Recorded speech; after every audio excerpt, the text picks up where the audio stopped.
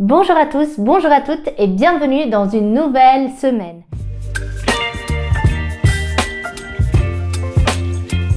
Et aujourd'hui, je vais vous présenter une vidéo différente des autres puisque je vais vous présenter mes meilleures lectures de 2022. Si vous suivez les aventures littéraires avec moi chaque semaine, eh bien je vous invite à mettre un petit like et à vous abonner à la chaîne si ce n'est pas encore fait. En 2022, je n'ai malheureusement pas lu énormément. Je crois que j'ai lu 61 livres, mais ce qui se passe, c'est que j'ai eu très peu de temps. J'ai déménagé, et enfin il y a plein de choses qui se sont passées dans ma vie qui ont fait que mon temps de lecture était réduit. De plus, j'ai eu la reprise du travail, chose qui n'était pas le cas en 2021, comme on avait encore des séquelles du Covid.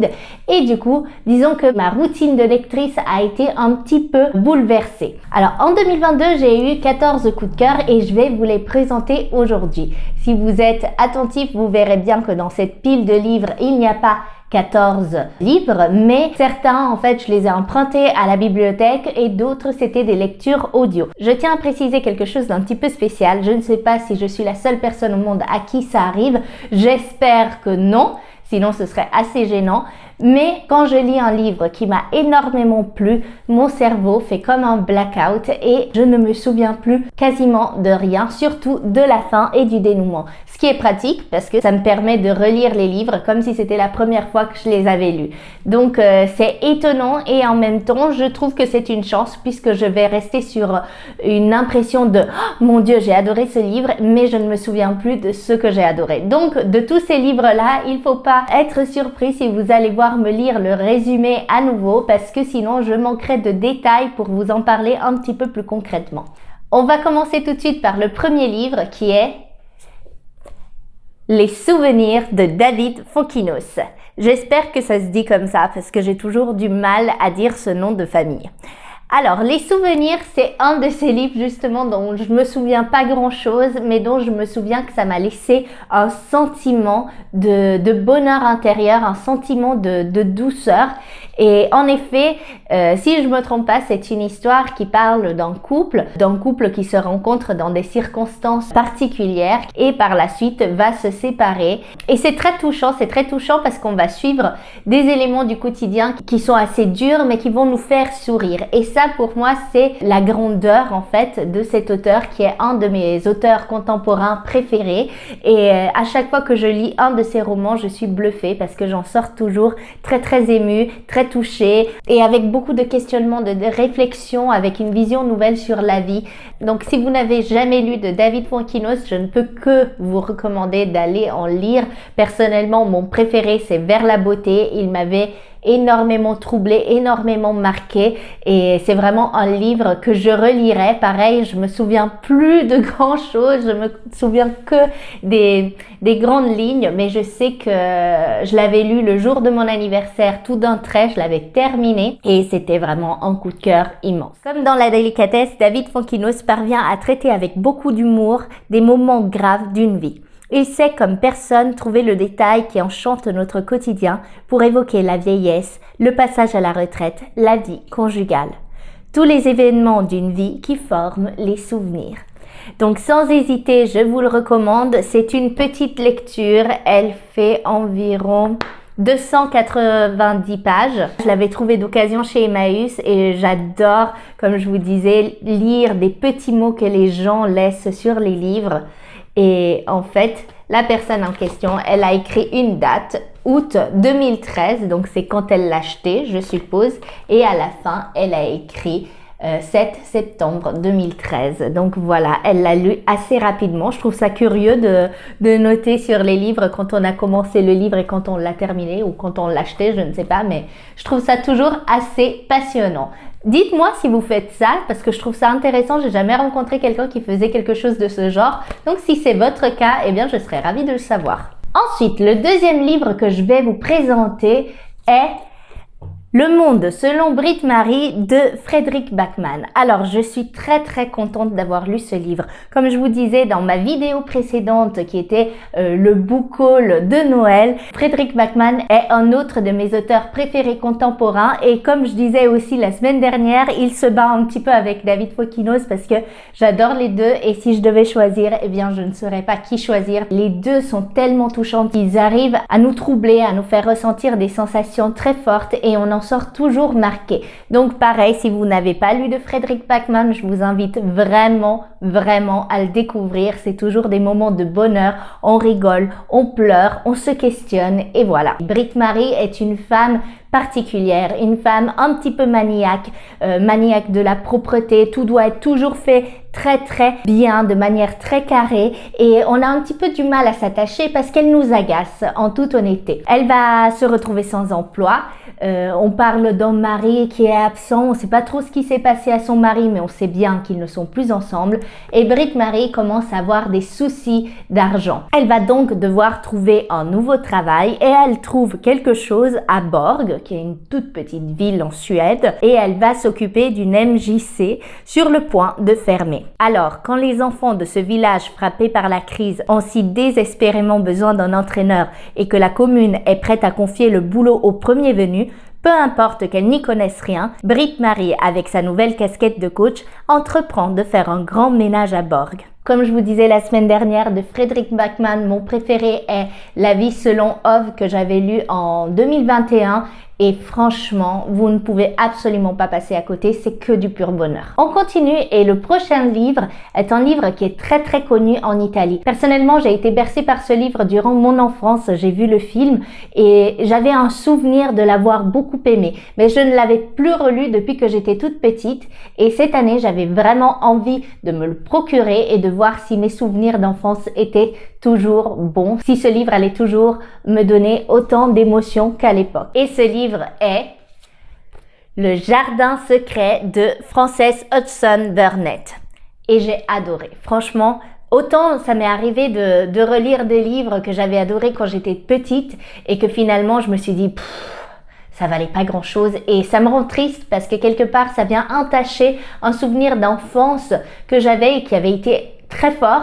Mais celui-ci, je ne sais pas pourquoi, je sentais que ça allait être une valeur sûre. Je sentais que j'allais retrouver l'amour pour ce personnage si atypique, si désagréable au début. Et en fait, c'est le cas. J'ai passé un très bon moment. Je l'ai dévoré et je pense que je le relirai dans quelques années avec beaucoup de plaisir. On va parler de Marie Lennox. Marie Lennox, qui est une petite fille qui est née en Inde et qui vivait avec son papa et sa maman, qui ne lui donnait clairement pas beaucoup d'attention. Elle était entourée de beaucoup de serviteurs et c'était eux qui s'en occupaient et c'était ces personnes-là qui la faisaient grandir, en fait, qui l'éduquaient et qui lui apportaient tout. Mais le problème, c'est que éduquer, c'est un gros mot puisqu'elle était gâtée pourrie, odieuse et personne ne l'appréciait. Il va y avoir une grosse épidémie de choléra et en fait, tout le monde va partir de la villa et ils vont oublier Marie Lennox dans la maison. Elle va être laissée pour morte. Ses parents vont décéder de l'épidémie et il me semble que c'est des soldats qui vont venir inspecter la maison, qui vont la trouver et ils vont se dire mais qu'est-ce qu'elle fait cette petite fille ici qui a été laissée pour morte. Marie Lennox va donc déménager. Elle va aller vivre dans le Yorkshire chez un oncle et de là, une nouvelle aventure va commencer. Je vous en dirai pas plus parce que si vous ne l'avez pas lu, je trouve que c'est intéressant de voir un petit peu le mystère qu'il y a autour de ce jardin secret. Si vous n'avez pas lu ce livre, je vous encourage vraiment à le découvrir. Ce sera un bon moment. La prochaine lecture dont je vais vous parler est un tome 2, donc je ne vais pas vous en parler longuement puisque je ne voudrais pas vous spoiler. Il s'agit de Retour à Whistle Stop de Fanny Flagg. Je vous en ai parlé dans un vlog lecture il y a pas très longtemps et le tome 1 c'est Beignets de tomates vertes qui a été un gros coup de cœur 2021 pour moi. J'ai adoré ce titre, enfin qui n'a pas envie de savoir ce que c'est des beignets de tomates vertes enfin. Et l'histoire elle est géniale, c'est un roman choral qui se passe dans une petite ville, la ville de Whistle Stop, où il y a un café assez atypique où il se passe toujours des choses assez curieuses. Les personnages sont attachants, on rigole, on pleure, on a l'impression de connaître tout ce village et quand on ferme la dernière page, on est vraiment triste de les quitter. C'est donc un énorme bonheur d'avoir un tome 2 pour pouvoir les retrouver et aussi voir les générations qu'il y aura par la suite. Alors là, on va parler d'une saga que je sentais qui allait me plaire et que j'ai donc voulu m'acheter en grand format parce que je trouvais que la maison d'édition avait fait un travail magnifique. Je vous en ai parlé il y a pas très longtemps, donc si vous suivez toujours un petit peu ma chaîne, vous savez de quoi je parle et c'est la saga des Cazalet, le tome 1 qui s'appelle Été anglais de Elizabeth Jane Howard. Coup de cœur, j'ai qu'une hâte, c'est d'acheter le tome 2, le tome 3, le tome 4 et ainsi de suite parce que c'est super. Alors, si vous cherchez des énormes rebondissements, du suspense, etc., ce ne sera clairement pas une saga qui va vous plaire parce que dans ce livre, il ne se passe pas grand-chose. On a, disons, sur le fond de la toile, la Seconde Guerre mondiale qui approche et que donc reste un petit peu dans la tête. On voit les personnages qui commencent à se questionner par rapport à cette guerre, notamment parce qu'ils ont été traumatisés par la précédente.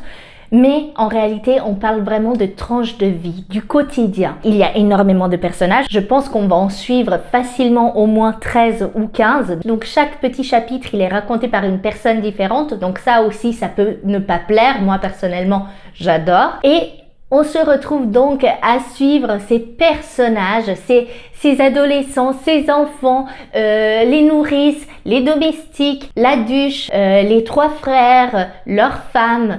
Et ils ont tous leurs problématiques, ils ont tous leurs petits malheurs, leurs petits bonheurs.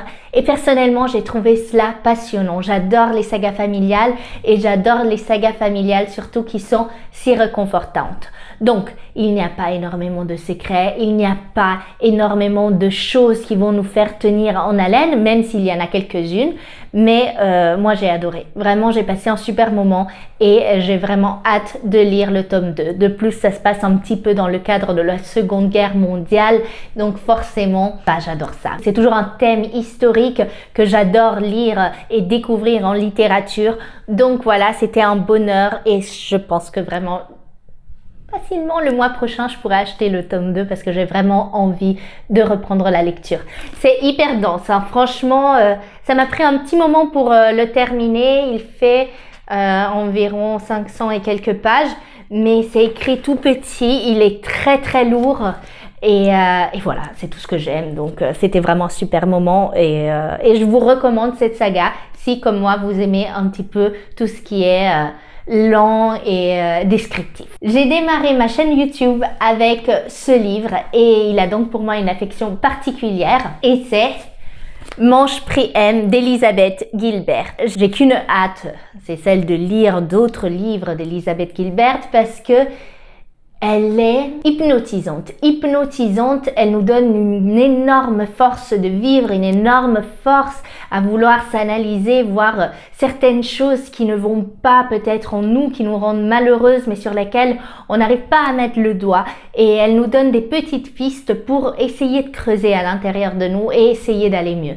Et franchement, ce livre est tombé à pic parce que c'était une période, comme je vous disais, j'ai beaucoup souffert du Covid puisque mon métier, il était à l'arrêt et je me suis sentie vidée. Je me réveillais le matin, je n'avais pas de but, on n'avait pas besoin de moi, soi-disant, et je savais pas quoi faire de mes journées. J'ai bien évidemment optimisé le temps en faisant des choses, mais j'étais un petit peu perdue. Et ce livre, il m'a nourri de l'intérieur, il m'a donné beaucoup d'espoir, il m'a fait voir la vie de manière différente. Donc, c'est une lecture que je recommande.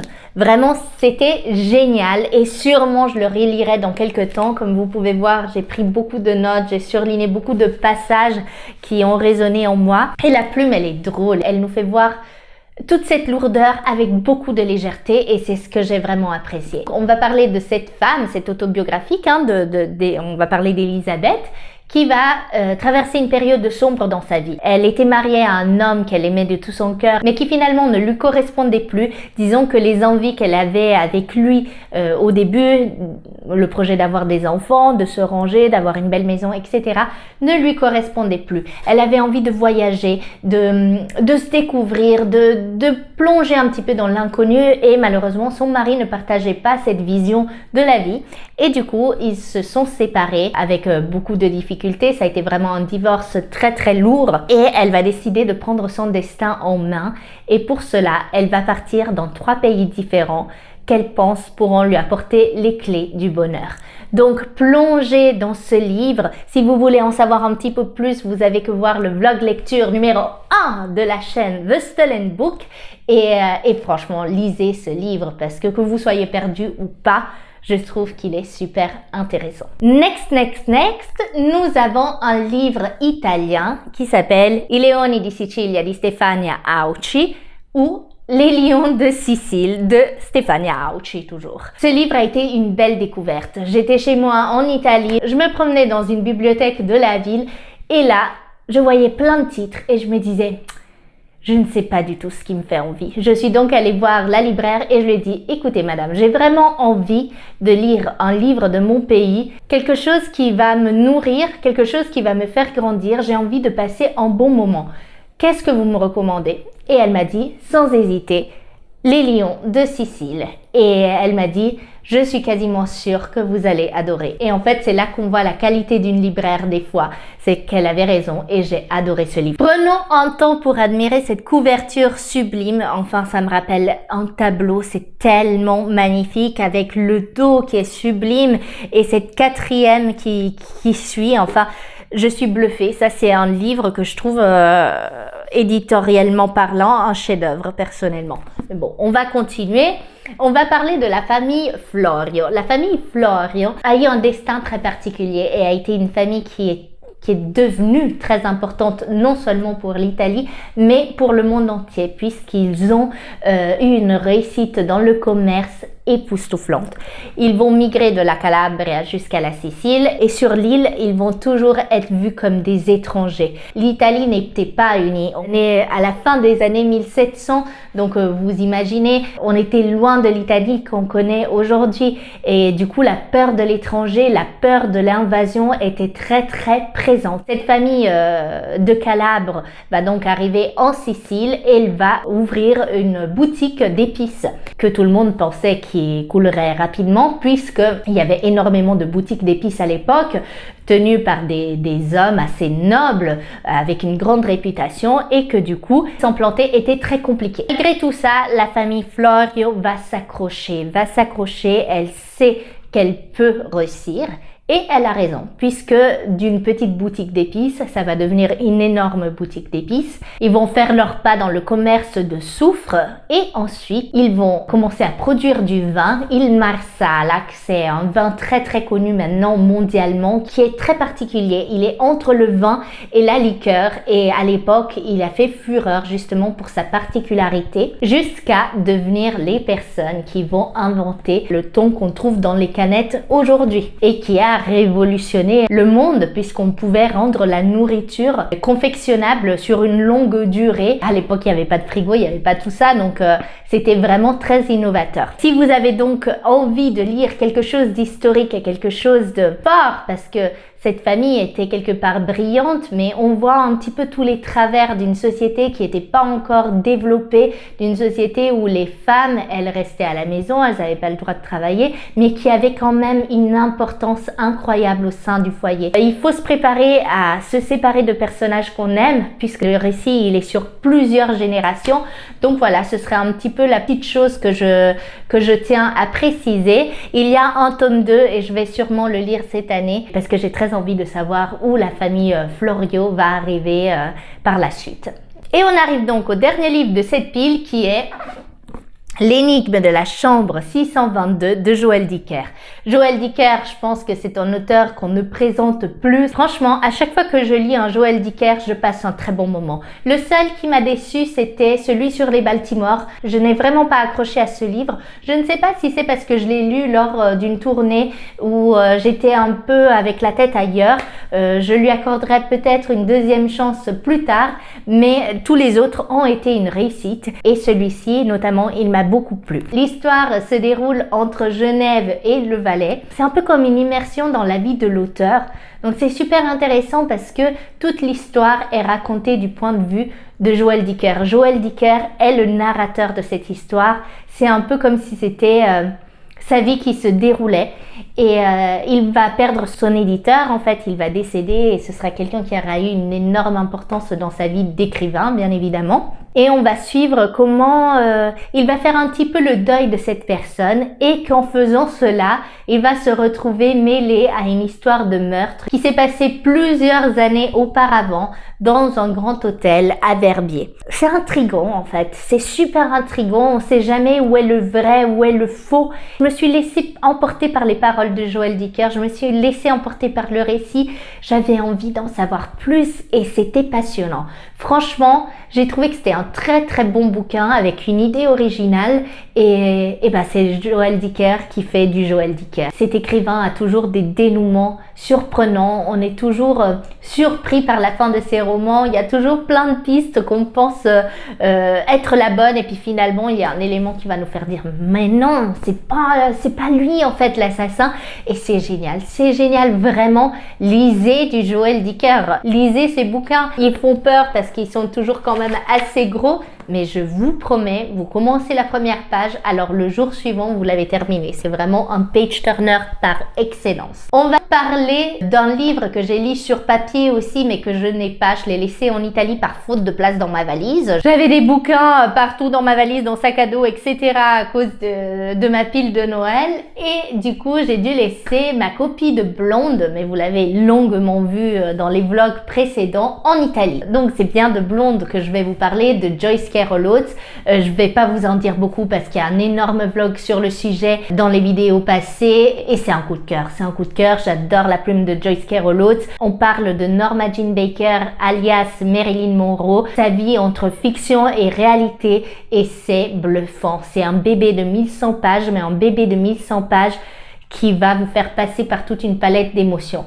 Petit trigger, si vous êtes sensible à la violence, maladie mentale, viol, agression sexuelle, ne lisez pas ce livre parce que c'est une lecture qui est troublante, une lecture qui peut vraiment faire du mal. Donc, si c'est votre cas, passez votre tour. Il y a tellement de livres que vous pouvez lire. Ne vous attardez pas sur un livre qui peut vous blesser. Ensuite, nous avons Les Trois épouses de Blake Nelson. Pareil, je vous en ai parlé dans un vlog lecture précédente, donc si vous avez envie d'en savoir plus, surtout, n'hésitez pas. Et c'était passionnant. C'est un thriller à suspense. On va suivre le meurtre de Blake Nelson. Blake Nelson, qui était un mormon, qui était engagé dans le mariage plural et il avait donc 3 épouses.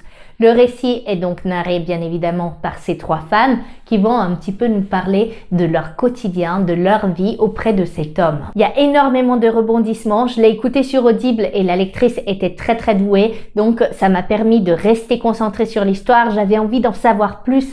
C'était passionnant. C'est très bien écrit. Kate Quinn fait un excellent boulot. J'ai très envie de découvrir d'autres de ses livres. Et franchement, je pense qu'il est pas très long. Si je me souviens pas, il doit faire autour de 8 heures de lecture. Et c'était un régal. À chaque fois, j'y retournais avec beaucoup de plaisir. Et si vous aimez du coup tout ce qui est à suspense, un petit peu tout ce qui nous fait questionner, un petit peu de psychologie, etc., lisez ce roman parce que vous allez passer sûrement un très très bon moment. Le prochain livre dont je vais vous parler a été pour moi, je pense, le plus gros coup de cœur de 2022. C'était vraiment une découverte et c'est Les Rochefort de Christian Labourie. Je n'avais jamais entendu parler auparavant de ce livre. Je l'ai trouvé sur Audible. C'était un petit peu une saga familiale et je me suis dit, bah tiens, ça me donne envie. Et là, rien que la voix du lecteur était passionnante. Une voix grave, complètement incarnée, complètement hypnotisante. On suivait les personnages avec tellement de plaisir, tellement d'intérêt, parce que l'histoire est juste incroyable. Cette famille, dont le patriarche est un tout-puissant, gère une entreprise qui produit la toile de Nîmes, alias le jean. Et on va voir comment la toile de Nîmes va se développer dans le monde et qu'elle va prendre une place importante dans le monde du tissu. On va avoir les enfants de ce patriarche. Ils seront très différents. Certains auront envie de suivre les pas du papa et reprendre un petit peu l'entreprise. D'autres, ils ont envie d'écrire, ils ont envie de vivre leur propre vie. Les femmes auront une place à part, elles aussi. C'est vraiment passionnant. C'est un roman historique qui nous apprend tellement de choses, qui nous fait attacher à ces personnages touchants et en fait, les mots me manquent tellement j'ai passé un bon moment avec ce livre. Il est long, il me semble qu'il faisait environ 18-20 heures d'écoute et franchement, je les ai pas vus passer. À chaque fois que j'avais une tâche à accomplir dans la maison, que ce soit du ménage ou faire les courses ou même juste prendre le métro, etc., je mettais tout de suite le roman dans mes oreilles parce que c'était passionnant, j'avais envie d'en savoir plus. Quand j'ai tourné la dernière page, j'étais en mode « Est-ce qu'il y a un tome 2 ?» Et heureusement, Christian Laborie, il a écrit énormément de livres, dont certains qui parlent toujours des Rochefort, peut-être pas comme le tome des Rochefort, mais il y a des connexions qui se font avec d'autres familles et j'ai vraiment envie de les lire, vraiment envie de les découvrir parce que c'était vraiment un super moment. Si vous aimez donc les sagas familiales, à l'occurrence c'est très différent de la saga des Cazalet puisque ici il y a du suspense, il y a du rebondissement, il y a ce côté qui nous tient en haleine, qui nous donne envie d'en savoir plus et du coup si c'est un petit peu plus ça que vous recherchez dans une saga familiale, c'est vraiment sur celle-là que je vous dirais de vous pencher. Lisez ce livre, il est super. Et pour terminer cette vidéo, je vais vous parler de 3 BD, de 3 romans graphiques. Le premier, c'est Calas de Vanna Vinci. Je vous en ai parlé pareil dans un vlog précédent, donc je vais pas m'étaler. On va parler de la vie de la Calas, cette cantatrice qui a révolutionné le monde de l'opéra et c'est génial. C'est teinté d'humour, c'est bien dessiné, c'est bien raconté, ça se lit d'un trait. Je vous assure que dès que je l'ai commencé, je me suis dit j'ai envie de savoir la fin. Je l'ai dévoré à une soirée malgré le fait qu'il soit quand même assez conséquent et j'ai passé un excellent moment. Je me suis dit c'est une BD que je vais sûrement relire. Je l'ai prise à la bibliothèque, je l'ai ramenée, mais je sens, j'en suis quasiment sûre, dans 1 ou 2 ans, je le relirai parce que c'était vraiment un super moment. Donc si vous vous intéressez à ce personnage, parce que vous ne le connaissez pas très bien ou parce que vous le connaissez bien et vous avez envie de le voir sous un aspect différent, eh bien foncez, allez vous le procurer, vous ne serez sûrement pas déçus. Ensuite, on va parler de l'Arabe du futur. Pareil, je ne vais pas m'étaler sur le sujet parce que c'est une saga dont on a tellement entendu parler. C'est une saga qui est racontée en 6 tomes et en fait c'est bluffant parce que Riyad Sattouf nous parle de sa vie en fait. C'est la biographie de l'auteur et c'est impressionnant parce que quand on le lit on se dit mais tout ça ne peut pas être réellement arrivé. On va parler de sa jeunesse entre la France et la Syrie et je vous en dis pas plus parce que c'est époustouflant. On commence le premier tome et on n'a pas envie de s'arrêter. En fait, ça m'a fait exactement la même chose que Persépolis, c'est-à-dire que c'est des histoires tellement fortes, tellement puissantes, tellement nécessaires qu'on ne peut pas ne pas les lire avec beaucoup d'intérêt, avec beaucoup d'émoi. Donc lisez l'Arabe du futur, vraiment vous ne serez pas déçus. Et pour terminer cette vidéo des coups de cœur 2022, je vous parle de la Bibliomule de Cordoue par Lupano, qui pareil est une BD, un roman graphique. Et c'est incroyable. Je ne vais pas vous en dire énormément parce que je trouve qu'il faut le lire.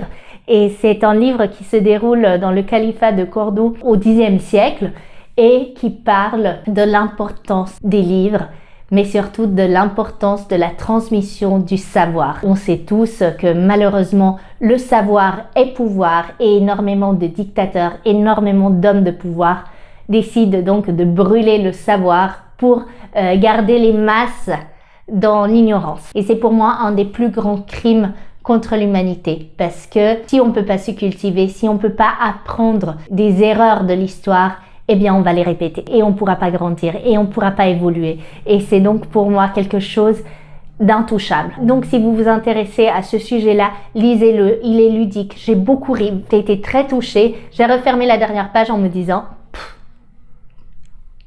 incroyable, incroyable, il est à relire. C'est un livre que je vais offrir Je sais déjà qu'il y a des personnes qui seront super touchées par ce bouquin et si c'est votre cas aussi, eh bien foncez. Cette vidéo touche donc à sa fin. Merci beaucoup. Si vous l'avez regardée en entier, ça me touche beaucoup et j'espère que parmi les petits coups de cœur de 2022, il y en aura certains qui vous donneront envie de les lire. Si c'est le cas, dites-le moi dans les commentaires et je serai surtout très curieuse de savoir quels ont été vos coups de cœur à vous de l'année 2022. Je vous souhaite une merveilleuse semaine et on se retrouve la semaine prochaine dimanche pour de nouvelles aventures. Ciao!